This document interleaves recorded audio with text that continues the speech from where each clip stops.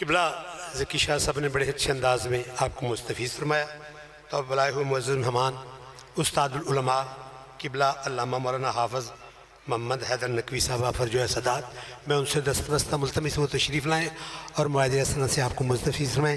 آپ ان کی آمد سے پہلے برحبیب خدا ختم الانبیاء بلند تر صلوات پڑھ لیں۔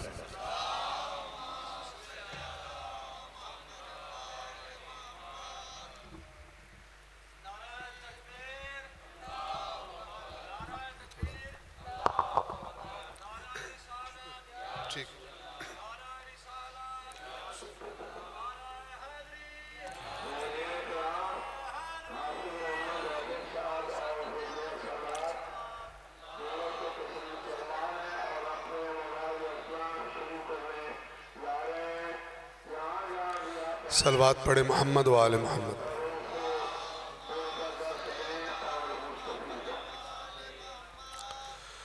اعوذ باللہ من الشیطان الرجیم، بسم اللہ الرحمن الرحیم۔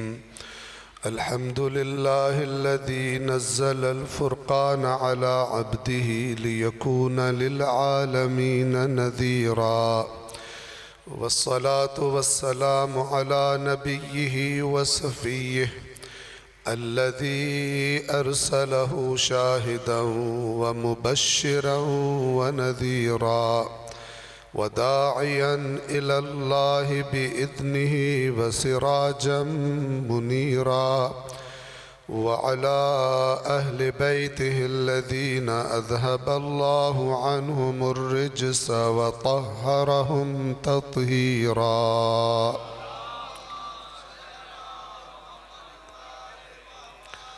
أما بعد، فقد قال الله تعالى في القرآن الحكيم وهو أصدق القائلين: اعوذ باللہ من الشیطان الرجیم، بسم اللہ الرحمن الرحیم۔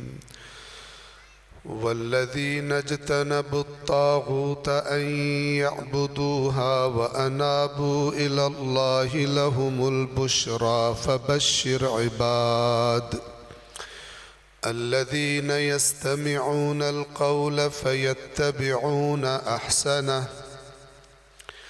اولئک الذین ہداہم اللہ واولئک ہم اولو الالباب۔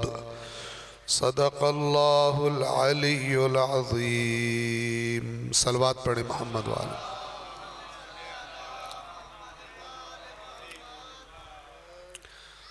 سب سے پہلے تو اللہ سبحانہ و تعالیٰ کی ذات کا شکر کہ جس نے توفیق دی آپ مومنین کی خدمت میں حاضر ہونے کی، اور محترم بانیان کو اللہ تعالیٰ جزائے خیر عطا فرمائے جنہوں نے یہ موقع فراہم کیا۔ اللہ تعالیٰ سے دعا ہے کہ اس محدود سے وقت میں صحیح بات کہنے کی اور صحیح طریقے سے کہنے کی توفیق عطا فرمائے، اور جو باتیں آپ کی خدمت میں عرض کروں ان کو میرے لیے بھی اور آپ سب کے لیے بھی دنیا و آخرت کی خیر اور صلاح کا سبب قرار دے۔ عزیزان محترم، ہم سب کو معلوم ہے کہ اس دنیا میں ایک محدود مدت کے لیے اللہ نے ہمیں مہلت دی ہے، زندگی دی ہے۔ ایک ایسی مہلت کہ جس کے بارے میں کسی کو نہیں پتہ کب ختم ہو جائے، اور اللہ تعالیٰ نے انسانوں کی ہدایت کے لیے، ہدایت یعنی اس محدود مدت میں تم نے دنیا میں کس طرح سے رہنا ہے، وہ اتنا کریم تھا کہ اس نے کبھی بھی انسانوں کو بغیر ہادی اور رہبر کے نہیں چھوڑا۔ پہلا انسان جو اللہ نے اس دنیا میں بھیجا اس کو مقام نبوت سے اور مقام ہدایت سے سرفراز فرمایا تاکہ کوئی لمحہ بھی انسانوں کے لیے ایسا نہ گزرے جس میں اللہ تعالیٰ کی ہدایت ان کے پاس نہ ہو۔ اور یہ سلسلہ چلتا رہا 1,24,000 پیغمبر کہ جو انسانوں سے کوئی لالچ کوئی مطالبہ نہیں رکھتے تھے سوائے ایک بات کے کہ ہم جو اللہ کا پیغام تمہیں دے رہے ہیں اس پیغام کو قبول کرو، اور اس پیغام کو قبول کرنے سے تمہارا اپنا ہی فائدہ ہے۔ تو اللہ کے اس لطف و کرم کے مقابلے میں ایک ہستی ہے جس کا نام ہے ابلیس۔ اس نے ہر زمانے میں کوشش کی کہ جو کچھ نبی بتا کے جائیں اس کو خراب کرے۔ توجہ فرمائیے گا،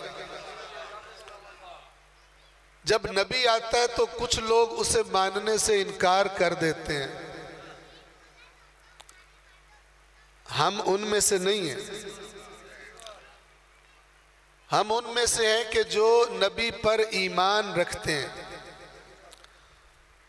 لیکن یاد رکھیں شیطان ایسا نہیں ہے کہ فقط نبیوں کو نہ ماننے والوں کو گمراہ رکھے، بلکہ شیطان کا بڑا مقصد تب پورا ہوتا ہے جب نبیوں کے ماننے والوں کو راستے سے اتار دے۔ لہٰذا ہر نبی کے بعد شیطان نے کیا کیا؟ اسے پتا تھا کہ جن کے دلوں میں نبی کی محبت ہے، جو نبی پر ایمان لا چکے ہیں، وہ کبھی بھی میری بات نہیں مانیں گے بلکہ مجھ سے برات کریں گے، مجھ پہ لعنت کریں گے۔ یعنی اگر میں جاؤں گا ان کے پاس اور کہوں گا کہ نبی نے یہ فرمایا ہے وہ نہ کرو، جو میں کہہ رہا ہوں وہ کرو، تو سارے لعنت کریں گے، کوئی بھی ابلیس کی بات۔ تو وہ بھی سیاںا تھا، کافی سیاںا ہے اور کافی تجربے کار بھی ہے، تو اس نے یہ طریقہ نہیں اپنایا نبیوں کی امتوں کو گمراہ کرنے کے لیے کہ نبی کے مقابلے میں آ کے کھل کے کھڑا ہو جائے، بلکہ اس نے کیا کیا؟ اس نے نبیوں کے نام پر اپنی باتیں گھڑ کے لوگوں کو بتانی شروع کی تاکہ لوگ یہ سمجھیں کہ وہ نبی کی بات مان رہے ہیں جبکہ اصل میں ابلیس کی بات مان رہے ہیں۔ یہ جو 2 آیتیں میں نے آپ کے سامنے تلاوت کی ہیں ابھی، اس میں اللہ تبارک و تعالی نے اسی خطرے سے خبردار فرمایا تاکہ انسان ابلیس کی بات ماننا چھوڑ دیں، چاہے جان بوجھ کر مان رہے ہوں اور چاہے دھوکے میں آ کر مان رہے ہوں۔ اس کو سمجھانے کے لیے آپ کو مثال دے دوں۔ ابھی دیکھیں ہمارے پاکستان میں بعض باتوں میں شیعہ اور سنی کا اختلاف ہے، حق تو ایک ہی ہے، ٹھیک ہے نا، حق 2 نہیں ہے۔ مثال کے طور پر شیعہ حضرات یعنی ہم لوگ عزاداری کرتے ہیں۔ کس لیے عزاداری کرتے ہیں؟ اللہ کی رضا حاصل کرنے کے لیے۔ لیکن کچھ لوگ اسی عزاداری کو روکنے کے چکر میں ہوتے ہیں۔ کس لیے؟ اللہ کی رضا کے لیے۔ اب اللہ کی رضا 2 نہیں ہے، ایک ہی ہے،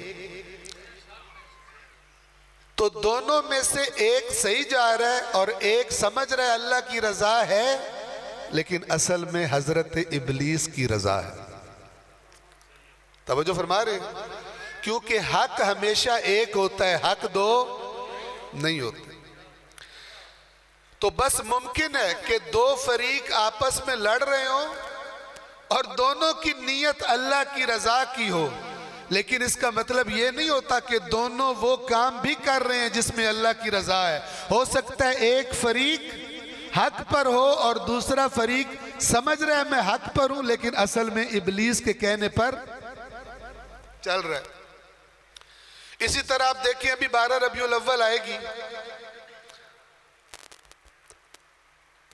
تو ہمارے اہل سنت بھائی ایک گروہ پورے زور و شور سے اللہ کی رضا کے لیے میلاد منانے کی کوشش کریں گے، اور اہل سنت بھائیوں کا ایک دوسرا گروہ اللہ کی رضا کے لیے ان کو روکنے کی کوشش کریں گے۔ جو بات سمجھانا چاہ رہا ہوں وہ یہ کہ حق ہمیشہ ایک ہوتا ہے۔ وہ لوگ جو حق سمجھ کر کچھ کام کریں، دین سمجھ کر کچھ کام کریں، اللہ رسول کا حکم سمجھ کے کچھ کام کریں، لیکن اصل میں وہ اللہ رسول کا حکم نہ ہو، اللہ قرآن میں بار بار فرماتا ہے یہ لوگ قیامت کے دن بڑے پچھتائیں گے۔ جیسے ایک بچہ سارا سال امتحان کی تیاری کرے اور امتحان والے دن پتہ چلے جس کتاب سے امتحان آنا تھا اس کی جگہ کوئی دوسری کتاب پڑھ کے تیاری کرتا رہا۔ میری بات سمجھ رہے ہیں؟ سمجھاتا ہوں آپ کو مثال دے کر، تاکہ آیات بتانے سے پہلے آپ کے ذہن تیار ہو جائیں کہ موضوع ہے کیا۔ صلوات پڑھیں محمد و آل محمد۔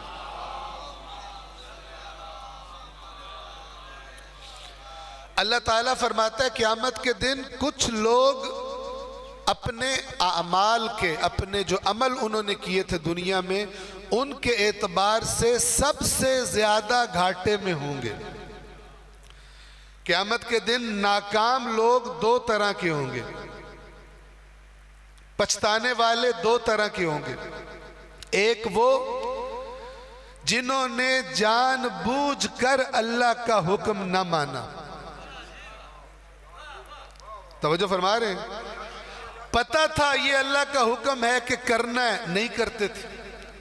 پتہ تھا اللہ رسول کا حکم ہے فلان کام نہیں کرنا، پھر بھی کرتے تھے۔ تو قیامت کے دن جب ان کا اعمال نامہ سامنے آئے گا ان کو تکلیف ہوگی، لیکن ان کو یہ تو پتہ تھا کہ ہم اللہ کی نافرمانی کر رہے ہیں۔ اللہ فرماتا ہے ان سے زیادہ وہ لوگ پچھتائیں گے جنہوں نے بہت سارے کام دین سمجھ کے کیے، لیکن ان کو بتایا جائے گا وہ دین نہیں تھا، وہ ابلیس کا پڑھایا ہوا نصاب تھا۔ ان کی تکلیف بہت زیادہ ہوگی۔ جس نے عمل کیا ہی نہیں اس کو تو پتہ ہے میں فیل ہوں، لیکن جو عمل کر کر کے تھکا پڑا ہے اس کو پتہ چلے جیڑا تو نے عمل کیا ہے وہ اللہ نے تجھ سے مانگا ہی نہیں تھا، وہ تو کام ابلیس کا تھا، نام اللہ کا استعمال کیا تھا۔ جیسے 1 نمبر کی پیکنگ میں 2 نمبر مال بکتا ہے پاکستان میں بھی۔ توجہ فرما رہے ہیں؟ ڈبے پہ لکھا ہوتا ہے خالص دودھ، اندر ہر چیز ہوتی ہے سوائے خالص دودھ کے۔ توجہ فرما رہے ہیں؟ تو شیطان کو بھی پیکنگ بڑی سونی بنانی آتی ہے، اور اس سونی پیکنگ کے اندر مال 2 نمبر بیچتا ہے۔ توجہ فرما رہے ہیں؟ تو سنیں، 2 بچے ہیں، دونوں کا سال کے آخر میں امتحان ہے، طالب علم۔ ان میں سے ایک کو پرواہ ہی کوئی نہیں، وہ آوارہ گردی کر رہا ہے، وہ فلمیں دیکھ رہا ہے، وہ کھیل کود میں مصروف ہے، لیکن دوسرا بڑی محنت سے پڑھائی کر رہا ہے، کتاب کو اچھی طرح یاد کر رہا ہے۔ سال گزر گیا، امتحان کا دن آ گیا۔ سمجھ رہے ہیں نا بات؟ مثال دے رہا ہوں۔ سال گزر گیا، امتحان کا دن آ گیا، دونوں کمرہ امتحان میں بیٹھ گئے، دونوں کے سامنے ایگزامینر نے پرچے رکھ دیے الٹے کر کے، اور کہا جب میں کہوں ٹائم شروع ہو تب پرچے سیدھے کر کے حل کرنا شروع کرنا ہے۔ تو جیسے ہی استاد نے کہا شروع کرو، پہلے نے جس نے سارا سال ٹائم ضائع کیا تھا اس نے پرچہ اٹھایا، دیکھا کاکھ نہیں آتا، پڑھا جو کوئی نہیں، آتا کچھ نہیں ہے، لیکن ذہنی طور پر اس بات کے لیے تیار ہے کہ میں نے پڑھا جو کچھ نہیں تو مجھے آتا بھی کچھ نہیں. تو اس کو بھی پتہ ہے بدنامی ہونی ہے، ہو سکتا ہے ابا جان لتر بھی لگائیں ٹکا کے، ٹھیک ہے نا، لیکن یہ ذہنی طور پر تیار ہے. لیکن وہ جو دوسرا بابا ہے نا جو سارے سال پڑھتا رہا ہے، اس کا مسئلہ زیادہ تکلیف والا. اس نے بھی بسم اللہ پڑھ کے پیپر سیدھا کیا، اور جب سوال دیکھے تو پتہ چلا ککھ نہیں آتا. کیوں؟ سارا سال پڑھتا رہا ہے، لیکن امتحان دیکھ کر پتہ چلا کہ وہ کچھ اور پڑھتا رہا ہے جبکہ امتحان کا نصاب کچھ اور تھا. امتحان کا نصاب کچھ اور تھا. تو اللہ فرماتا ہے قیامت کے دن کچھ لوگوں کی حالت یہ والی ہوگی کہ وہ دنیا میں سمجھتے تھے بڑے اچھے کام کر رہے ہیں، جبکہ اصل میں دھوکہ کھا گئے تھے.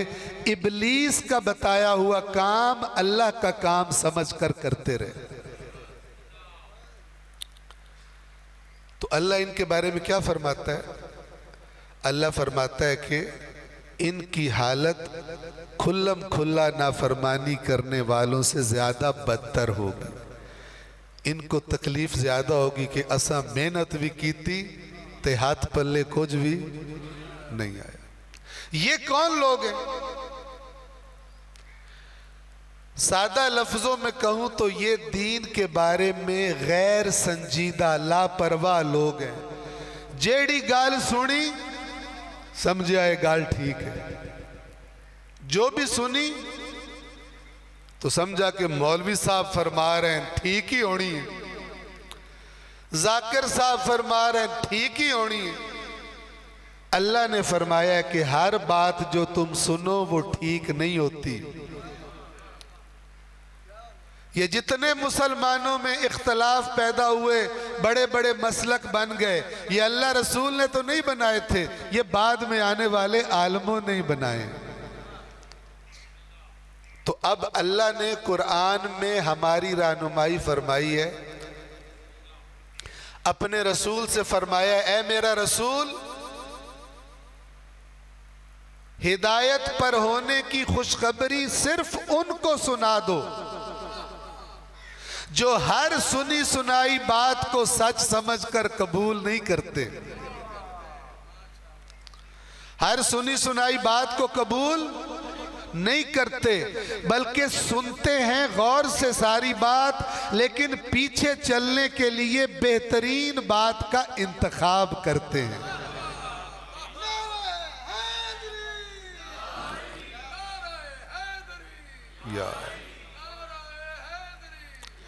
یا علی توجہ فرمائے. آپ کو سمجھانے کے لیے مثال دوں، کچھ لوگ ہوتے ہیں جو بھی سنے کہتے ہیں بڑا سونا پڑھ کے گیا. دوسرا پہلے کے خلاف بول رہا ہو، پہلے کو بھی کہتے ہیں سونا پڑھیا، دوسرے کو بھی کہتے ہیں سونا پڑھیا. سوری نہیں لگتی، پتہ ہی نہیں لگتا کہ دوسرے نے پہلے کے خلاف بات کی. دو بندوں کا جھگڑا ہو رہا تھا تو ان کو وہ فیصلہ نہیں کر پا رہے تھے کہ سچا کون ہے جھوٹا کون ہے. تو پاس سے ایک بزرگ گزرے، انہوں نے بزرگ سے کہا کہ بابا جی تسی شکل تو سیانے لگ دے ہو، تجربے کار لگ دے ہو، اے ساڑی دوواں دی گال سنو، ہماری دونوں کی بات سن لیں اور ہمارا فیصلہ کر دیں ہم میں سے سچا کون ہے اور جھوٹا کون. بابا جی نے کہا ٹھیک ہے. تو پہلے نے اپنی بات سنانی شروع کی، اور پہلے کو اتنا زبردست بولنا آتا تھا، اس نے اپنا کیس اتنا سونا بنا کے پیش کیا کہ بابے نے دوسرے کی سنے بغیر ہی کہا تو سچا ہے یا جھوٹا ہے. دوسرے نے کہا بابا جی میری تے سن لو، پہلے میری تے سن لو. اس نے کہا تو سنا لے لیکن ہے اے سچا. اب دوسرے نے جب کہنا شروع کیا او وڈا خطیب بھائی پہلے تو اس نے ایسا کیس بنا کے پیش کیا کہ بابا کے اندر او غلطی ہو گئی، اے پہلا غلط ہے تو ٹھیک ہے. پہلے کی سنی او بھی ٹھیک، دوسرے کی سنی او وہ بھی ٹھیک. ایک تیسرا میری آپ کی طرح کا بندہ دور سے کھڑا ہو کے دیکھ رہا تھا. اس نے کہا بابا جی ایک سائڈ تے ہو کے میری گال سنو. بابا جی اس کے پاس گئے. 10 پتر. کہندا بابا جی ان دونوں میں سے ایک سچا ہے ایک جھوٹا ہے. آپ نے پہلے کو سنا, آپ نے کہا تو ٹھیک کہہ رہا ہے. پھر آپ نے دوسرے کو سنا, آپ نے کہا تو ٹھیک کہہ رہا ہے. تو بابا جی اس طرح پھر فیصلہ کیسے کرو گے؟ تو بابا آندہ پتر تو بھی ٹھیک ہی کہہ رہے ہیں. اس طرح کا بابا اللہ کو نہیں چاہیے. دین کے بارے میں اس طرح کا بابا اللہ کو نہیں چاہیے. تو ان آیات میں جو ابھی آپ کو سناؤں گا, اللہ فرما رہا ہے اے میرا رسول میرے ان بندوں کو خوشخبری سنا دیجئے جو بات کو توجہ سے سنتے ہیں لیکن ہر بات کے پیچھے چل نہیں پڑتے, ہر بات کو سچ مان نہیں لیتے, بلکہ جو بہترین بات ہوتی ہے اس کا انتخاب کرتے ہیں پیروی کرنے کے لیے. توجہ فرما رہے ہیں. تو جن میں اے میرا رسول جن میں یہ 2 صفات, یہ 2 خوبیاں پائی جاتی ہیں. کون کون سی 2؟ بات کو غور سے سننا اور بہترین بات کا انتخاب کرنا. اے رسول ان کو 2 خوشخبریاں سنا دیجئے. پہلی خوشخبری یہ کہ یہی لوگ ہیں جن کی اللہ نے ہدایت کر دی ہے, اور دوسری یہ کہ اللہ فرما رہے عقل میں نے دی تو سب کو تھی لیکن میری نظروں میں اگر کوئی عقل والے ہیں تو وہ بھی یہی لوگ ہیں. جو ہر ایک کے پیچھے چل پڑتے ہیں وہ عقل والے نہیں ہیں. صلوات پڑھیں محمد والے.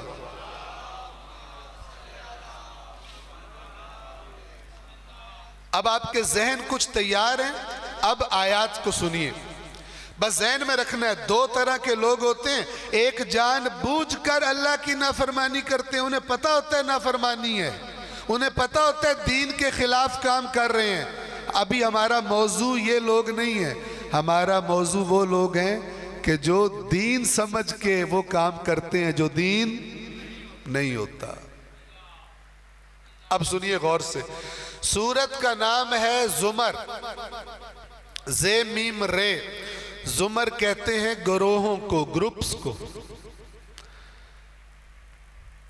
اللہ نے اس سورت میں فرمایا قیامت کے دن وہ لوگ جنہوں نے اللہ کی نہیں مانی گروہ گروہ بنا کر جہنم کی طرف لے جایا جائے گا. گروہ گروہ بنا کے کیوں؟ کون سا گروپ ہوگا؟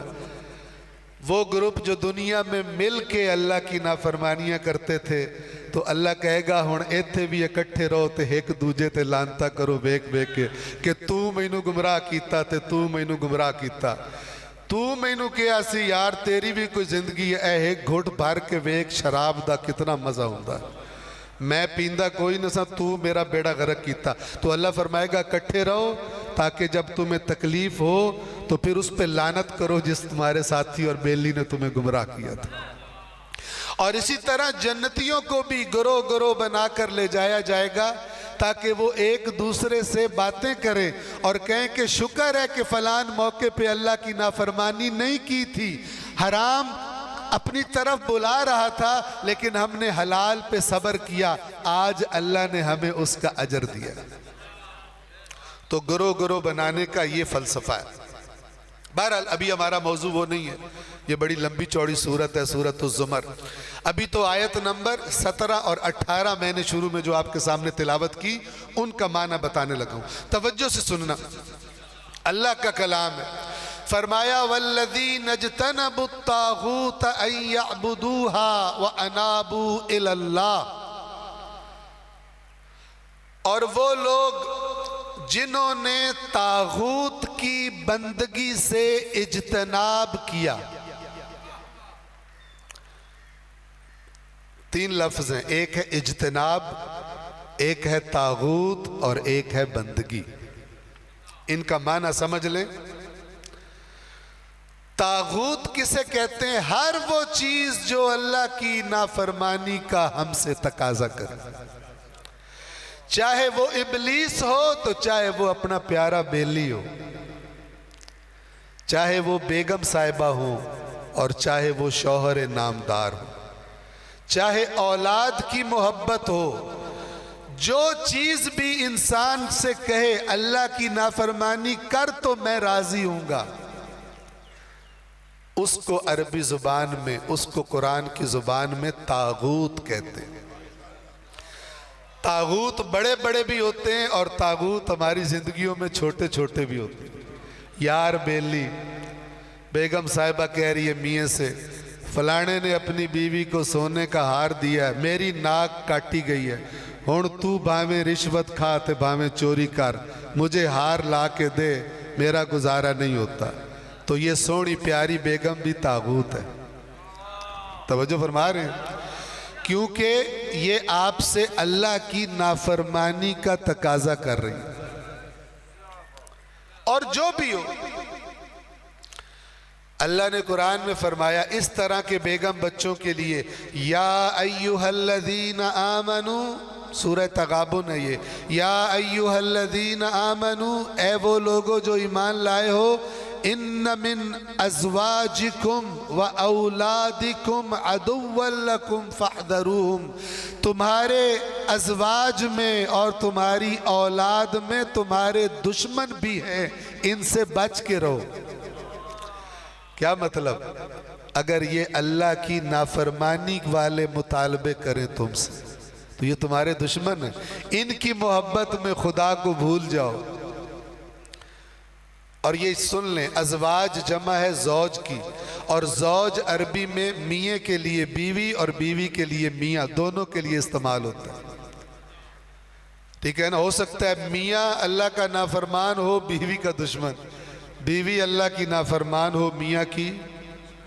تو جو بھی ہو، ان سب کو ملا کر اللہ نے ایک لفظ میں جمع کیا، اور وہ لفظ ہے طاغوت۔ طاغوت کا لفظی معنی ہے سرکشی، سرکش، طغیان سے ہے، طغیان کہتے ہیں سرکشی کو۔ اب دوسرا لفظ ہے اجتناب، دوسرا لفظ ہے بندگی، ان یعبدوہا، طاغوت کی بندگی سے اجتناب کیا۔ بندگی کسے کہتے ہیں؟ بندگی فارسی کا لفظ ہے، توجہ فرما رہے ہیں؟ فارسی میں بندگی نکلا ہے بندے سے، اور بندہ نکلا ہے بند سے۔ یہ آپ دریاؤں پہ بند باندھتے ہیں نا پانی روکنے کے لیے۔ بندہ اسے کہتے ہیں جو کسی کے بند میں بندہ ہو، اس کی نافرمانی نہ کرتا ہو۔ اسی کو عربی میں کہتے ہیں عبد۔ عبد یعنی غلام، غلام اپنے آقا کے حکم کا پابند ہوتا ہے، اسی کو فارسی میں کہتے ہیں بندہ، اور بندگی کہتے ہیں نوکری کو، فرما برداری کو۔ توجہ فرما رہے ہیں؟ اجتناب کہتے ہیں بچنے کو، اجتناب کہتے ہیں بچنے کو۔ ہو سکتا ہے کسی دکان پہ لکھا ہو فضول بیٹھنے سے اجتناب کریں، ہماری دکان پر فضول بیٹھنے سے یعنی نہ بیٹھیں۔ تو اب معنی کیا بنا؟ وَالَّذِينَ اجْتَنَبُوا الطَّاغُوتَ أَن يَعْبُدُوهَا، اور وہ لوگ، اللہ فرما رہا ہے، اور وہ لوگ جنہوں نے طاغوت کی باتیں ماننے سے اجتناب کر دیا، رک گئے، اور پھر کیا کیا؟ وَأَنَابُوا إِلَى اللَّهِ، اور لوٹ آئے اللہ کی طرف۔ پہلے بھول بھلیکھے میں ادھر چلے گئے تھے، شیطان نے حرام کے پٹھے حلال کر کے دکھائے تھے اور کہا تھا یہاں سے چرو آ کر بڑا سواد آئے گا۔ حلال کی گھاس تھوڑی ہے، حرام کی گھاس بڑی سونی تے میٹھی ہے۔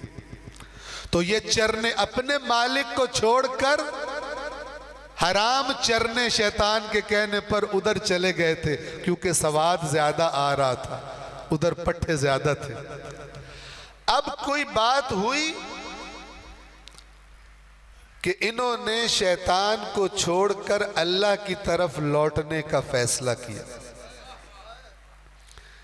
تو یہ اللہ فرما رہا ہے، اور وہ لوگ جنہوں نے طاغوت کی بندگی سے اجتناب کیا، اور وَأَنَابُوا إِلَى اللَّهِ، اور لوٹ آئے اللہ کی طرف، لَهُمُ الْبُشْرَى، توجہ فرمائیں، صرف انہی کے لیے خوشخبری ہے۔ لہم البشرا، بس انہی کے لیے خوشخبری ہے، یعنی ان کے لیے خوشخبری نہیں ہے جنہوں نے دونوں طرف سیٹنگ کی ہوئی ہے۔ ابلیس کے ساتھ بھی سیٹنگ ہے اور اپنے خیال میں اللہ کے ساتھ بھی سیٹنگ ہے۔ دن کے وقت نیک لوگوں سے اٹھنا بیٹھنا اور رات کے وقت ڈنگے چبے لوگوں کے ساتھ اٹھنا بیٹھنا، ان کے لیے خوشخبری نہیں۔ یہ قرآن ہے، وہی قرآن جیڑا اسی کوئی نہیں پڑھتے۔ اللہ کے فضل و کرم سے نہ شیعہ سدھی طرح قرآن پڑھتے ہیں تے نہ سنی۔ بڑی سیانی امت اللہ کے رسول کی، میری بات غور سے سنیے گا۔ اگر میں آپ سے پوچھوں، اور ہو سکتا ہے اللہ قیامت کے دن پوچھے، میں نے جو قرآن سے پڑھا ہے نا اور جو اللہ کے نبی کے فرمان پڑھے، اس کے نتیجے میں یہ سوال آپ سے پوچھ رہا ہوں، مقصد توجہ کروانا ہے۔ اگر آپ سے پوچھا جائے قرآن کے نازل کرنے کا اللہ کا اصل مقصد کیا تھا، انسانوں کی ہدایت کرنا اصل مقصد، ہدایت کرنا یا انسانوں کو ثواب دینا؟ جی سارے انہوں پتہ ہے، کوئی ثواب والی پارٹی ہو تو ہاتھ کھڑا کرے۔ اصل مقصد ہدایت دینا۔ دوسرا سوال، ہم سارے شیعہ سنی عام مسلمان آج کل جب قرآن کو کھولتے ہیں کبھی کبھار بھول بھلا کے، تو ہماری نیت قرآن کو پڑھ کر ہدایت لینے کی ہوتی ہے یا ثواب لینے کی؟ کتنے سیانے ہیں، یہی تو میں کہہ رہا ہوں۔ جس قوم کی رائے اپنے اللہ سے ہی نہیں ملتی، وہ کتنی سیدھے راستے پہ جا رہی ہے، اور پتہ بھی ہے، یہ بھی نہیں کہ پتہ نہ ہو۔ توجہ فرما رہے ہیں؟ ہاں، اور میں ایک خطرناک جرم کیا کرتا ہوں، اور وہ یہ کہ بتا دیتا ہوں کہ اگر شیعہ قوم قرآن نہیں پڑھتی جیسے پڑھنا چاہیے، اور اگر سنی قرآن نہیں پڑھتے جیسے پڑھنا چاہیے، اس قرآن سے دوری کے سب سے بڑے مجرم ان دونوں کے مولوی ہیں، اور تیسرا کوئی نہیں۔ کیونکہ ان کا ذمہ تھا کہ لوگوں کے دلوں میں جتنی جھنڈیاں لگانے اور کیک کاٹنے کی محبت ڈالی ہے اور دیگیں پکانے کی محبت ڈالی ہے، اس سے بڑھ کر قرآن پڑھنے کی محبت ڈالنی چاہیے تھی، لیکن نہیں ڈالی۔ اسی لیے یہ سیانی امت اللہ کی کتاب سے دور ہے۔ انہاں نوں دس دن اے ایک کام کر، تیرے اتے جنت واجب ہو گئے، جھوٹ۔ اللہ کے رسول نے زحمتیں اٹھائیں، پتھر کھائے، بھوک اور پیاس برداشت کی، زخمی کرایا اپنا مبارک بدن، کس لیے؟ تاکہ اللہ کی شریعت لوگوں کو بتائے۔ اور اب تم کہتے ہو اسی رسول کے نام پہ جھوٹ گھڑ کے کہ اے ایک کام کر لو تے تھوڑی جنت پکی ہے۔ اور یہ قوم چاہے شیعہ ہو چاہے سنی کیوں مان لیتے ہیں؟ اس لیے کہ انہوں نے منہ اللہ کی کتاب کی طرف نہیں کیا۔ ایک قرآن پڑھ دیں ختم پڑھن واسطے، سارا قرآن پڑھ لیتے ہیں، 60-70 سال میں بال سفید کر لیتے ہیں، ککھ پتہ نہیں ہوتا، ایک دفعہ بھی نہیں جانتے کہ چلو ایک دفعہ تو صحیح اللہ کو اتنی اہمیت تو دے دوں، اگر میرا مولوی عالم ہے تو اللہ بھی عالم تو ہے، اس کی کتاب بھی ایک بار پڑھ لوں کہ اس نے اس کتاب میں کیا لکھا ہوا۔ یہ وہ مسئلہ ہے جس کی وجہ سے قیامت کے دن بہت سارے شیعہ اور بہت سارے سنی پچھتائیں گے کہ دین کے نام پر وہ کام کرتے رہے جس کا اللہ رسول نے مطالبہ ہی نہیں کیا تھا۔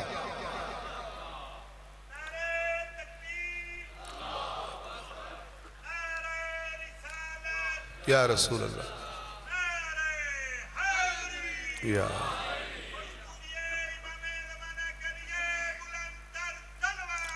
اللہم صلی علی محمد والے. کہانیاں سناتے ہیں، کہانیوں پر چلایا ہوا قوم کو.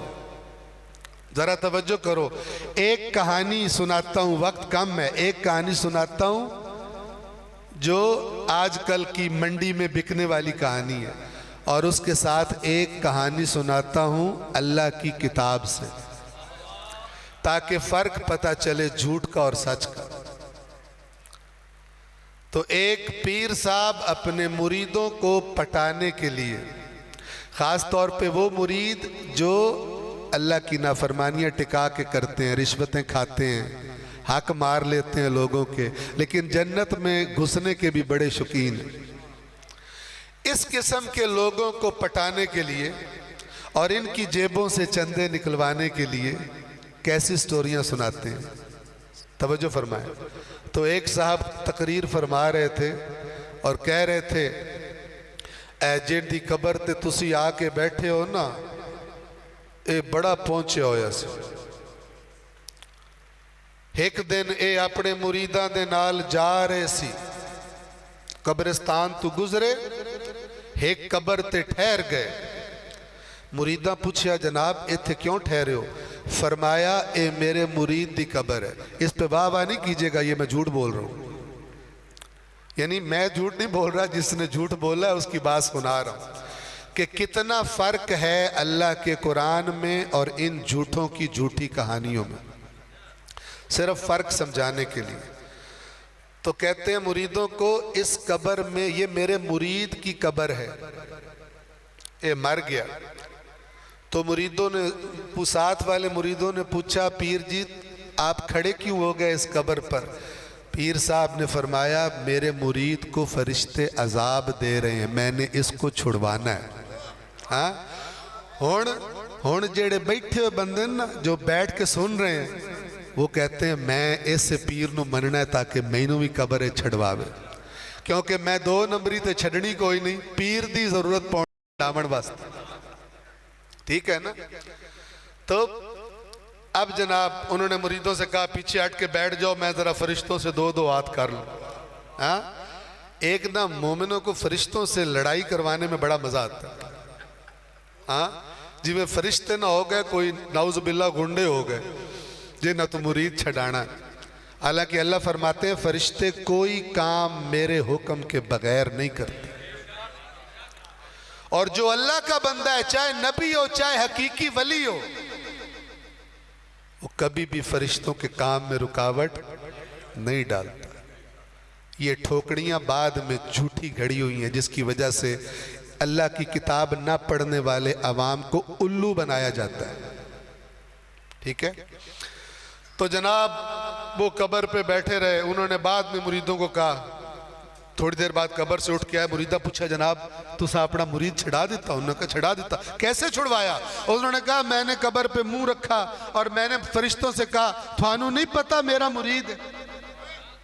ہاں جی فرشتوں نے کہا جی سانو نہیں پتا، سانو تے اللہ آکھیا انہوں مارنا ہے. اے حرام خور سی، اے رشوت خور سی، اے جواری سی، اے شرابی سی، انہوں مارنا ہے.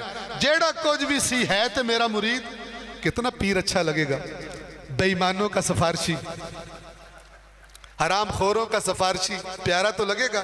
اور جن کو یہ پیارے لگیں گے ان کو اللہ کبھی پیارا نہیں لگے گا. اللہ ان کے لیے ویلن ہے، ہیرو نہیں ہے. توجہ فرما رہے ہیں؟ ہاں تو اس نے کہا میں پھر ایتھے بیٹھا، جا کے جاؤ اتے اسمان تے اللہ نو میرا دسو بے پیر صاحب آکھ رہے نے کہ اللہ تعالیٰ مہربانی فرماؤ تے میرا مرید چھاڑ دے. فرشتے گئے، تھوڑی دیر بعد واپس آئے، واپس آ کے کہا اللہ تعالیٰ فرما رہے ہیں اے بندہ بہت ہی گندہ ہے، نہیں چھڑنا. ہون اس بے ایمان پیر تو کوئی پوچھے کہ تیرا مرید اتنا گندہ ہے کیوں؟ تو جو اتنا پہنچے ہویا تے تو اپنے مرید نو بھی 2 نمبری تو تھوڑا روک دیندہ. ہاں اللہ کے رسول کی سیرت پہ چلتا اور اپنے ماننے والوں کو کہتا حرام چھوڑو، حلال پر اکتفا کرو. ادھر زور نہیں دیا، اب حرام خور کو چھڑوانے پہ زور ہے. ٹھیک ہے نا؟ تو جناب ایک بار فرشتے گئے، پھر آئے، پھر گئے، پھر آئے، 7-8 پھیرے فرشتوں نے لگائے، اور پھر اینڈ میں آ کر کہا کہ اللہ تعالیٰ فرما رہا ہے چلو میں ہی ضد چھاڑ دیں، بڑا ضدی ہے میرا بندہ، اندے مرید نو چھاڑ دیں۔ اب جو مجمع سن رہا تھا کہانی، انہوں نے کہا سبحان اللہ، پیر دیاں شانہ، سبحان اللہ، اللہ تعالیٰ نے ضد چھوڑ دی۔ اب اس کہانی کے مقابلے میں سنو قرآن کی کہانی، توجہ فرما رہے ہیں؟ وہ کہانی جو ہم نہیں پڑھتے۔ سورت کا نام ہے سورہ ہود۔ ہود ایک نبی کا نام ہے جو قوم عاد کی طرف آئے تھے۔ اس سورت میں اللہ نے کئی نبیوں کی داستان بیان کی ہے، ان میں سے پہلی داستان ہے حضرت نوح علیہ السلام کی۔ حضرت نوح کا تو پتہ ہے نا، قرآن نے خود بتایا، اللہ نے خود بتایا، اس نبی نے 950 سال اللہ کے دین کی تبلیغ کی اور اپنی قوم کے ہاتھوں تنگ ہوا، تانے سنے، دھکے کھائے، مذاق اڑایا گیا۔ کتنے سال؟ 950 سال۔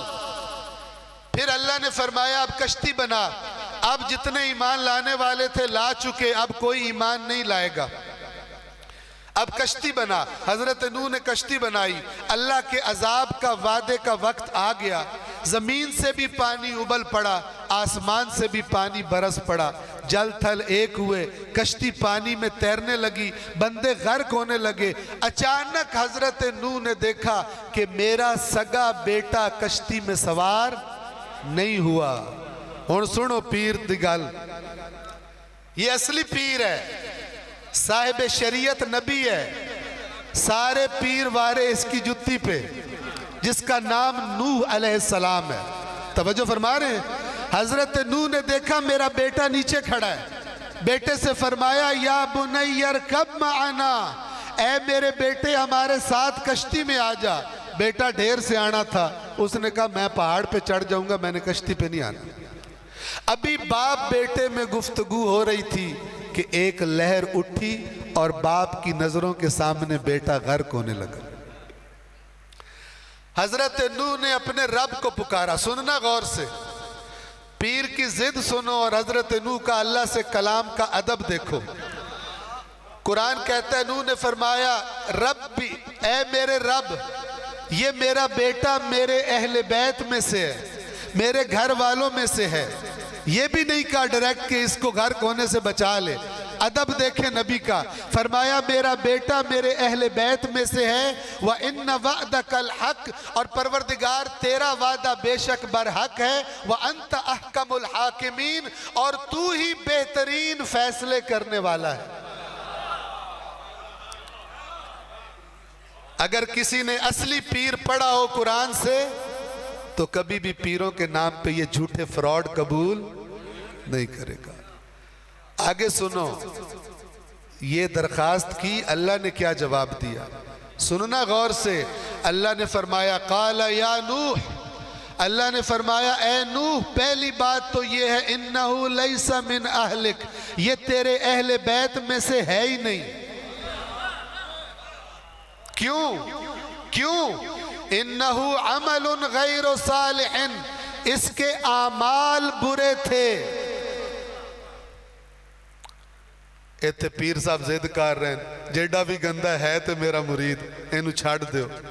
اللہ نوح سے فرما رہا ہے تیرے اہل بیت چو میں اینو کڑ دیتا ہے، ان دے اعمال ٹھیک نہیں۔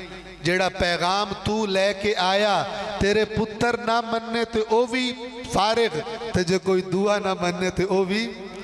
اصل بات نبی کی فرما برداری ہے، اصل بات نبی کی تعریفیں کر کے واہ واہ کرنا نہیں ہے کہ ویسے واہ واہ کرو اور اٹھ کے شیطان کی بغل میں گھس جاؤ۔ توجہ فرما رہے ہیں؟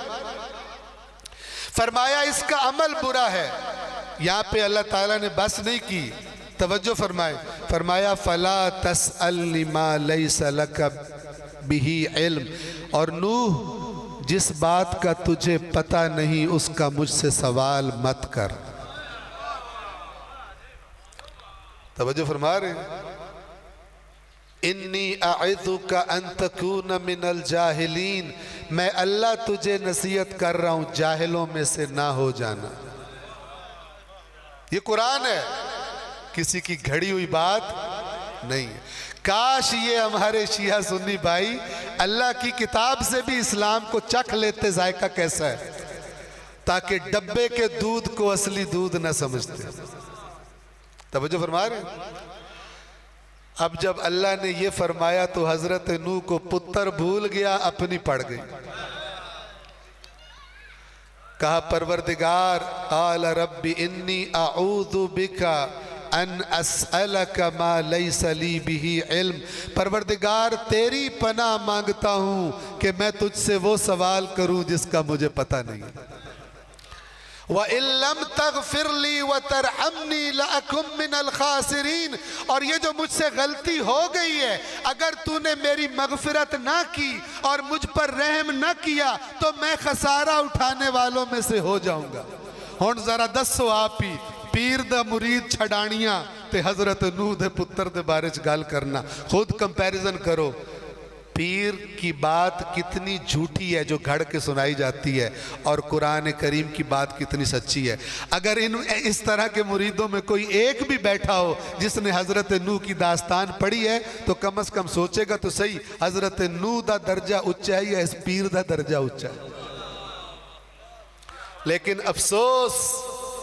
افسوس کہ قرآن مجید کو قسمیں اٹھانے کے لیے اور چومنے کے لیے اور تعویذ بنانے کے لیے اور استخارے کرنے کے لیے اور ختم پڑھنے کے لیے رکھ لیا، لیکن وہ کام نہ کیا جس کے لیے اللہ کا رسول قرآن لے کر آیا تھا۔ توجہ کریں، وقت کم ہے، توجہ کریں۔ لہذا فرمایا کہ یہ وہ لوگ جنہوں نے شیطان کی بندگی کر رہے تھے، پتہ سوری کوئی نہیں تھا، ایویں ہی کوڑی باتیں سن کے پیچھے ٹر پڑتے تھے، اچانک کچھ ایسا ہوا کہ ان کو سمجھ آ گئی، انہوں نے وہ پارٹی چھوڑ دی اور اللہ کی طرف آ گئے۔ اے رسول انہی کے لیے خوشخبری ہے، فبشر عباد، تو اے رسول میرے ان بندوں کو خوشخبری سنا دیجئے۔ یہاں پر آیت نمبر 17 زمر کی ختم ہوتی ہے اور آیت نمبر 18 شروع ہوتی ہے۔ میرے ان بندوں کو خوشخبری سنا دیجئے، کن بندوں کو؟ جن میں دو خوبیاں ہیں۔ کون کون سی دو خوبیاں؟ الذین یستمعون القول، پہلی خوبی یہ ہے کہ جب دین کی بات ہو رہی ہو تو بڑی توجہ کے ساتھ غور سے سنتے ہیں، دین کی بات کو ہر بات سے قیمتی سمجھتے ہیں، لیکن غور سے سننا کافی تو نہیں۔ توجہ فرما رہے ہیں؟ بندہ کو کوئی نقلی نوٹ دے بازار میں اصلی بنا کر، وہ جتنے بھی غور سے دیکھ لے اسے یہ تو پتہ چل جائے گا یہ نوٹ کیسا ہے، لیکن یہ نہیں پتہ چلے گا نقلی ہے۔ کیوں؟ نقلی کا تب تک پتہ نہیں چلتا جب تک اصلی کو اچھی طرح نہ دیکھا ہو۔ توجہ فرما رہے ہیں؟ اور اللہ نے فرمایا ہے اگر دین کا اصلی نوٹ دیکھنا ہے تو دنیا بعد میں دیکھنا، پہلے میرا قرآن دیکھنا، پہلے میرا۔ جاؤ شیعہ اور سنی دونوں کی کتابوں میں لکھا ہے کہ اللہ کے رسول نے فرمایا کہ میرے بعد میرے نام پر کثرت سے جھوٹ بولیں گے، تم وہ بات قبول نہ کرنا میرے نام پر جو میرے رب کے کلام کے خلاف ہو، وہ بات میرے نام پر قبول نہ کرنا جو میرے اللہ کے قرآن کی بات کے خلاف ہو۔ شیطان نے بھی یہ بات سن لی، اس نے کہا میں تھوڑا بندوبست کرنا، میں تھوڑے کولو قرآن ہی چھڑا دینا ہے، نہ تسی قرآن پڑھو گے تے نہ تھوانو 2 نمبر مال دا پتہ لگے گا، نہ رہے گا بانس نہ بجے گی، نہ تم پڑھو گے قرآن کہ تمہیں پتہ چلے اللہ کیا کہتا ہے، اس کے بعد پھر جو بات سنو گے دین کے نام پر اسی کو سچ سمجھ بیٹھو۔ ہر مسلمان کو چاہیے کہ ایک دفعہ تو کم از کم توجہ سے قرآن پڑھ لے تاکہ پتہ چلے اللہ فرماتا کیا ہے۔ توجہ فرما رہے ہیں؟ تو فرمایا پہلی خصوصیت ان کی جن کو خوشخبری سنانی ہے کیا ہے کہ بات کو توجہ سے غور سے سنتے ہیں، اور دوسری خصوصیت جو سنے پیچھے چل نہیں پڑتے، فَيَتَّبِعُونَ أَحْسَنَهُ، تو پیروی کرتے ہیں بہترین کی۔ اب سوال، انہیں کہاں سے پتہ چلتا ہے کہ بہترین کون سا ہے؟ تو ان کے پاس معیار ہوتے ہیں، جیسے سوناروں کے پاس ہوتی ہے نا کوئی چیز، آپ سونا بیچنے جاؤ تو اس پر تھوڑا سا رگڑتے ہیں، اس رگڑنے سے پتہ چل جاتا ہے کہ یہ جو سونا بتایا جا رہا ہے یہ سونا ہے بھی یا سونا۔ اور وہ چیز اگر آپ دین کے سونار بننا چاہتے ہیں تو وہ چیز جس پر پرکھ کر پتہ چلے گا یہ جو مجھے دین کے نام پہ بتایا جا رہا ہے یہ دین ہے بھی یا نہیں، تو اس چیز کا نام ہے قرآن مجید۔ اس چیز کا نام ہے قرآن مجید۔ قرآن کے سامنے رکھو تو پتہ چلے گا کہ یہ اصلی سونا ہے یا اصلی سونا نہیں ہے۔ دوسرا، تمہارے پاس اس دنیا میں کوئی راستہ نہیں ہے، نہ شیعہ دے کول تے نہ سنیاں دے کول۔ اللہ دی کتاب دونوں کے لیے صراط مستقیم کی ہدایت ہے۔ توجہ فرما رہے ہیں؟ اب یہ دو خصوصیات آپ نے انشاءاللہ یاد رکھنی ہے۔ دو خصوصیات بتا کے پھر اللہ نے فرمایا اے رسول ان میرے بندوں کو خوشخبری سنا دیجئے۔ اور خوشخبری کیا ہے؟ دو خصوصیات تھی نا، دو ہی خوشخبریاں۔ فرمایا اولئک الذین ھداھم اللہ، انہیں خوشخبری سنائیے کہ یہی وہ لوگ ہیں جن کی اللہ نے ہدایت کر دی۔ اب یہ دھوکہ نہیں کھائیں گے، ان کے اندر یہ صلاحیت پیدا ہو چکی ہے۔ یہی لوگ ہیں جن کی اللہ نے ہدایت کر دی ہے۔ اور دوسری خوشخبری وَأُولَئِكَ هُمْ أُولُو الْأَلْبَابِ، اور یہی ہیں عقل والے۔ صلوات پڑھ دیں محمد والے۔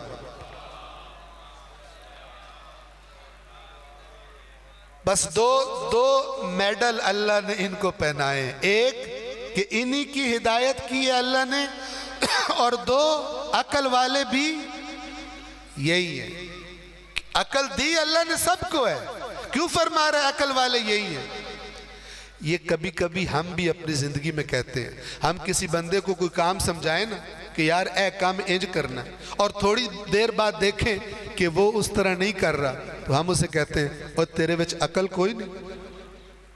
حالانکہ ہمیں پتہ ہوتا ہے عقل ہے، لیکن جب عقل کے مطابق کام نہ ہو رہا ہو تو پھر انسان بھی کہتے ہیں اوے عقل دیا انیا، تجھے کہا کیا ہے اور تو کر کیا رہا ہے؟ اسی طرح جب اللہ بھی بہترین ہدایت کرے اپنے قرآن کے ذریعے پھر بھی بندہ پٹھا چل رہا ہو تو اللہ بھی کہتا ہے ان کو عقل دی تو ہے لیکن استعمال نہیں کرتے۔ تو جو استعمال کرتے ہیں ان کے بارے میں فرمایا اے رسول ان کو خوشخبری سنا دیجئے کہ انہی کی اللہ نے ہدایت کی ہے اور یہی ہیں صاحبان عقل۔ پروردگار ان باتوں کو میرے لیے بھی اور آپ کے لیے بھی اصلاح کا اور بہتری کا سبب قرار دے۔ تھوڑا سا ذکر ان کا کہ جن کا ذکر اللہ کے نبی نے امت کے سامنے قرآن کے ساتھ کیا تھا۔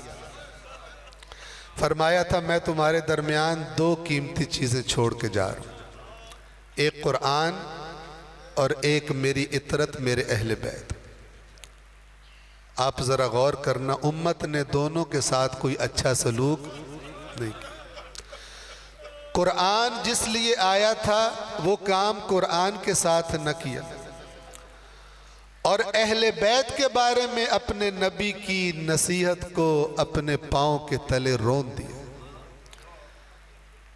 دو نواسے بڑے عزیز ہیں رسول اللہ کو، شیعہ کتابیں سنی کتابیں دونوں گواہی دے رہی کہ ان کے جب بدن کو چومتے تھے اللہ کے رسول تو اپنے اصحاب سے فرماتے تھے ان کے بدن سے جنت کی خوشبو آتی، لیکن لوگوں نے کیا کیا، ایک کو زہر دے دیا اور ایک کو کربلا میں پیاسا ذبح کر دیا۔ ایک روایت جو شیعہ سنی دونوں کتابوں میں ہے وہ سنا دوں آپ کی زحمت تمام۔ ام المؤمنین بی بی ام سلمہ فرماتی ہیں ایک دن میں اپنے گھر میں تھی کہ اللہ کے نبی تشریف لائے، اپنے حجرے میں چلے گئے۔ تھوڑی دیر بعد کم سن حسین آئے، بچپنا تھا، اپنے نانا کے پیچھے پیچھے حجرے میں چلے گئے۔ تھوڑی دیر میں نے انتظار کیا، پھر میں بھی حجرے میں داخل ہوئی۔ اب جو حجرے میں داخل ہوئی تو کیا دیکھا؟ اللہ کا رسول زمین پر دراز ہے، اپنے حسین کو سینے سے لگایا ہوا ہے، حسین کے بوسے بھی لے رہے ہیں اور گریہ بھی کر رہے ہیں، اللہ کے نبی کے آنسو بہہ رہے ہیں۔ میں بھی رونے لگی۔ میں نے اللہ کے رسول سے سوال کیا، یا رسول اللہ آپ کو کس چیز نے غمگین کیا ہے؟ اللہ کے نبی نے فرمایا، ام سلمہ ابھی اللہ کا ایک فرشتہ میرے پاس آیا تھا، اس نے مجھے خبر دی کہ یہ حسین جو آپ کو اتنا پیارا ہے، آپ کے نام کا کلمہ پڑھنے والے اس حسین کو پیاسا ذبح کریں گے ایک سرزمین پر جس کا نام کربلا ہے۔ اور ام سلمہ، اس فرشتے نے اس کربلا نامی سرزمین کی مٹی بھی لا کر مجھے دی ہے، اسے اپنے پاس سنبھال کے رکھ لو، جس دن اس مٹی کا رنگ سرخ ہو جائے نا، سمجھ لینا میرا حسین شہید ہو گیا، میرا حسین ذبح ہو گیا۔ اب بی بی ام سلمہ، وقت گزرتا رہا، 10ویں محرم آئی، بی بی بیان کرتی ہیں کہ میں حالت خواب میں تھی، نیند میں تھی، کہ میں نے خواب میں اللہ کے نبی کو دیکھا، لیکن اس حال میں دیکھا کہ پہلے کبھی نہ دیکھا تھا۔ میں نے دیکھا اللہ کے نبی کے سر پر امامہ نہیں ہے، سر کے بال، ریش مبارک کے بال بکھرے ہیں، گرد و غبار سے اٹے ہیں، آنکھوں سے آنسو جاری ہیں، لباس خون آلود ہے۔ میں نے اس حال میں دیکھ کے سوال کیا، یا رسول اللہ آپ کی یہ حالت کیسے ہو گئی؟ اللہ کے نبی نے روتے ہوئے جواب دیا، ام سلمہ ابھی کربلا سے آ رہا ہوں، میرے حسین کو پیاسا شہید کر دیا گیا، فقط حسین کو نہیں، حسین کے اصحاب کو بھی اور حسین کی اولاد کو بھی میرے نام کا کلمہ پڑھنے والوں نے قتل کر دیا ہے۔ الا لعنت اللہ علی القوم الظالمین وسیعلم الذین ظلموا ای منقلب ینقلبون۔